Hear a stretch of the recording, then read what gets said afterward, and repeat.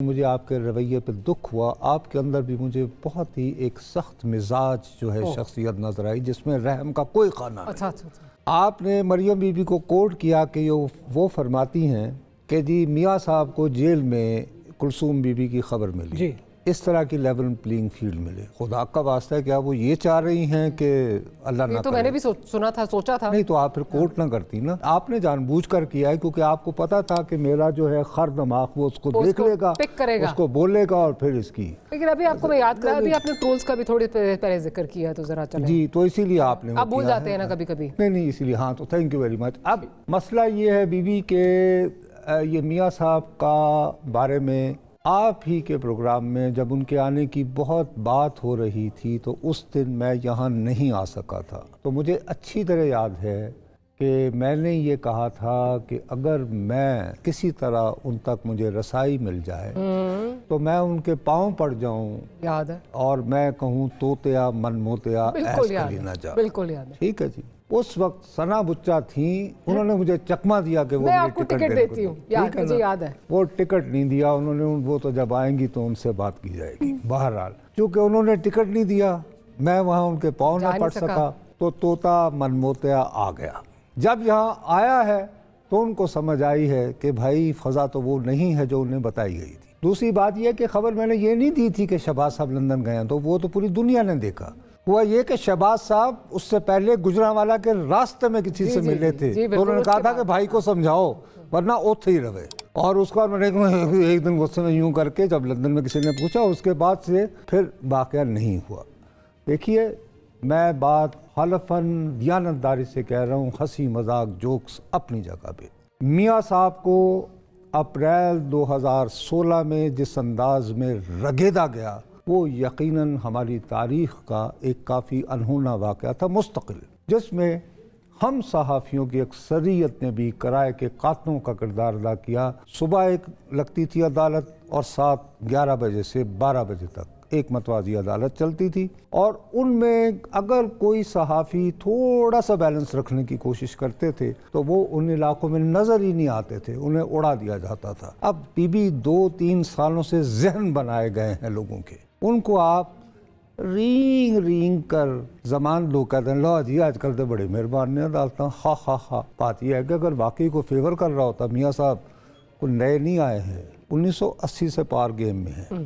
Be be وفاقی کابینہ کا اجلاس ہوتا, اس میں وہ کہتے ہیں کہ ہم اس نتیجے پر پہنچے ہیں بہت غور و خوض کے بعد کہ میاں صاحب کے خلاف جتنے بھی مقدمات بنائے گئے تھے وہ تمام غلط تھے, بے بنیاد تھے اور تعصب پر مبنی تھے, لہٰذا ہم تمام پروسیکیوشن واپس لیتے ہیں. ایسا نہیں ہوا تو میاں صاحب کو سمجھ آ گئی تو ٹلیاں کھڑک رہی ہیں. لیکن اب کریں تو کیا کریں. ان کو یہ لگ رہا ہے کہ جو پرانا بیانیہ تھا جس اب وہ بھی کام نہیں آئے گا نا. لوگ کہہ رہے یار فیل نہ مکر جان کتے, ووٹ کو عزت دو کے بعد باجوہ کو ایکسٹینشن دو تو پھر لوگ کہیں گے یار فیل نہ مربادن کتے تھے بھائی جی ہے جاننے ان کا کام جانے. تو اس لیے زیادتی یہ ہے کہ اب ان کو واپس اپنے مزاحمتی دور میں بھی جانا مشکل ہوگا. اس میں بہرحال ایک تھوڑی سی سپن دے رہے ہیں جس کو ابھی کوئی ہمارا بھائی پکڑ نہیں رہا ہے. جاوید لطیف نہیں, کل سے وہ جو ایک دوبارہ انہیں یاد آ رہا ہے کہ واجپائی بھی آئے تھے اور مودی بھی آیا تھا اور مجھے مودی کا یاد آیا تھا اور ریجن. اور آپ کو یاد ہوگا یہ ریجن کی بات جو ہے کہ ملک ترقی نہیں کرتے ریجن کرتے ہیں, یہ باجوہ صاحب نے ریپیٹڈلی کہنا شروع کی تھی. ان کے ساتھ جب ہوا تو وہ مودی کے یار کہلائے تھے میاں صاحب. انہوں نے جب ساس اور بہو کا جھگڑا کب تک جاری رہے گا بادشاہ سلامت نے کہا تھا تو کسی نے کچھ نہیں کہا تھا. وہاں ذرا گیم جو ہے لگ رہا ہے کہ یہ پتہ اچھا کھیل رہے ہیں. تو آپ کو یہ لگتا ہے کہ کوئی سسٹم آؤٹ آف دا وے جا کے فیسیلیٹیٹ نہیں کر رہا؟ جو ہم نے ایک کنیکشن جو مجھے نظر آتا ہے, میں پھر لغاری صاحب کی طرف بھی چلتی ہوں, میاں صاحب آتے ہیں, تھک گئی ساری پولیٹیکل پارٹیز, ڈیٹ دے دو, الیکشن کمیشن ڈیٹ بھی دے دیتا ہے. اب وہ 54 دن کا یہاں میں جان کی امان پاتے ہوئے عرض کروں اللہ دی قسم ڈیٹ انہوں نے کر کے نہیں سی دیتی. اچھا ٹھیک ہے. آئی ایم ایف کا ڈیلیگیشن آیا تھا, اسے یاد کر لیں آپ نے, یعنی ریسرچرز کو بھی. اس دن آئی ایم ایف کا سیکنڈ ریویو کے لیے ڈیلیگیشن آیا تھا. اور اب جو اس کی ہے اسکیجول کے اناؤنسمنٹ وہ بھی میاں جنوری, نہیں وہ تو انہوں نے, اور جنوری سے پہلے کچھ امپورٹنٹ وقت جو آپ نے ڈسکس کرنا ہے ہم جیسے جائلوں سے کریں گی جا کے کوئی انٹرنیشنل. صاحب کیا ایسی, پہلے تو یہ کہ کیا ایسی کوشش کوئی ہو رہی ہے کہ الیکشن کو جو ہے وہ ڈیلے کیا جائے؟ Definitely. اچھا there are attempts being made, wheels into wheels ہوتے ہیں سسٹم کے اندر، اور اس میں آپ دیکھیے اپنے ساتھیوں کے کیا نام لینے،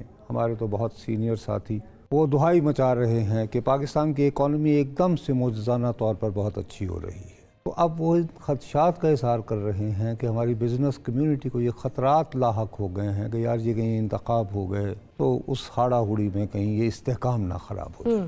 دیر is no doubt it will be very unfair doctor صاحبہ، ہمارے ہاں یہ ہوتا ہے کہ ہم لوگ ایک ایکسٹریم سے دوسری پہ جمپ کرتے ہیں، یہ بات انتہائی متعصب اور عقل کا بندہ کہے گا کہ ٹف ایڈمنسٹریٹو انیشیٹوز کی وجہ سے بہرحال ڈالر کی قیمت کو قابو میں لایا گیا۔ You see some kind of economic good factor, ابھی جو سکوپ بانڈز کا جو ہوا ہے really it's a feel good factor, ٹھیک ہے۔ سو لیکن یہ کیسے بھی طے ہو گیا کہ بھائی اگر بزنس فرنٹ کے اوپر فیل گڈ فیکٹر ہے تو وہ ڈیمیج ہو جائے گا الیکشنز کی وجہ سے یا اس کی وجہ سے؟ I just fail to understand. بلکہ جتنا تھوڑا بہت مجھے اکنامکس کا تو اتنا پتہ نہیں ہے، لیکن سیاست کا میں سیریس اسٹوڈنٹ رہا ہوں، اور اس حوالے سے میں نے نہیں دیکھا کہ کسی ملک میں بھی الیکٹرل پروسیس نے، کیونکہ الیکشن کے بعد بہرحال آپ کو پولیٹیکل اسٹیبلٹی تو آتی ہے نا، تو لیکن ہوتا یہ ہے کہ جب آپ نگران وزیر ہوتے ہیں نا، وہ جو جھنڈا لگا ہوتا ہے نا تو دل اتارنے کو دل نہیں کرتا، ٹھیک ہے، اس کے بعد پھر جو آرام ہوتا ہے، ہمارے کاکڑ صاحب کو دیکھ لیں ملا رہا ہے آپ کو، جی کس کو؟ ہمارے کاکڑ صاحب کو دیکھ لیں آج کل، مطلب میں نے تو آج تک، اچھا خیر، لیکن ان کا بھی آپ دیکھیں نا، اب وہ کتنی خوبصورتی اور معصومیت سے انہوں نے کہا کہ انہیں پی ایم ہاؤس کا بیڈ روم بہت اچھا لگا۔ جی جی جی، اب آپ بتائیے وہ بیڈ روم کو کیوں چھوڑنا چاہیں؟ میں آپ سے بات سے ایسا شیشہ لگا ہوا اس سے تو اس کا مطلب کہ یہ جو یہ پھر ایک ہو رہا ہے، اس کو جھٹلانا احمقانہ بات ہوگی۔ ایک چیز، کال می کنسپیریسی تھیورسٹ، لیکن میں نے کچھ ایسی چیزیں بھی سنی ہیں، کچھ ایسے لوگوں سے اس طرح کی باتیں سنی ہیں کہ کیسے جی ڈیلے ہوگا، ہم تو پوچھ رہے ہیں کیسے ڈیلے ہوگا، تو بتایا جاتا ہے جی اگر الیکشن کمیشن ٹوٹ جائے، چیف الیکشن کمیشن کا کہیں سے ضمیر ایک دم سے جاگ اٹھے، وہ کہیں کہ میں نہیں کرنا چاہتا، اس بات میں آپ کو کوئی دم خم جو ہے وہ لگتا ہے؟ گزارش یہ ہے، نمبر ون یہ ہے کہ چیف الیکشن کمشنر صاحب آلریڈی ہی felt a lot of you know, جو ان کو تو باقاعدہ اسی لیے تو وہ مقدمہ بھی چل رہا ہے۔ جی جی ایسے ہی ہے۔ دوسری بات یہ ہے کہ آپ ہمیشہ ایک بات بھول جاتے ہیں، ہمارے ہاں جب بھی جمہوری عمل کو جو ہے وہ ڈیلے کیا گیا یا پیچھے کیا گیا تو اس کے پیچھے کولڈ وار ہوتی تھی، اور پھر امریکہ کے 2 سیزن تھے، جی پہلے میں جہاد تھا، دوسرے میں وار آن ٹیررزم تھی۔ اب کیا ہے، یوکرین ہمارا ہمسایہ نہیں ہے، فلسطین کا غزہ بھی بہت دور ہے، بلکہ وہاں جانے کا تو مولانا فضل الرحمان بیچارے گئے تھے، راستہ نہ مل پایا، تو ہم کیسے جائیں گے انویٹ کیے بغیر؟ اب ہمارے ہاں بہت تھیوریاں بیچی جا رہی ہیں، دیکھیے بہت بیہودہ سی بات لگے گی، ہمارے ہاں جب بھی غیر جمہوری نظام آیا ہے اسٹریٹ وے میں نوٹ بہا میرا موڈ بنے، نوٹ ابھی نظر نہیں آ رہے جب تک ڈالر کی آمد نہیں ہوگی، فی الوقت الیکشن نہیں ہوگا۔ جو انتظامیہ واشنگٹن میں بیٹھی ہوئی ہے، trust me, they don't hate you and I, this person, that person. They have accumulated anger vis-a-vis Pakistan, وجہ اس کی پاکستان ہے بائیڈن ایڈمن۔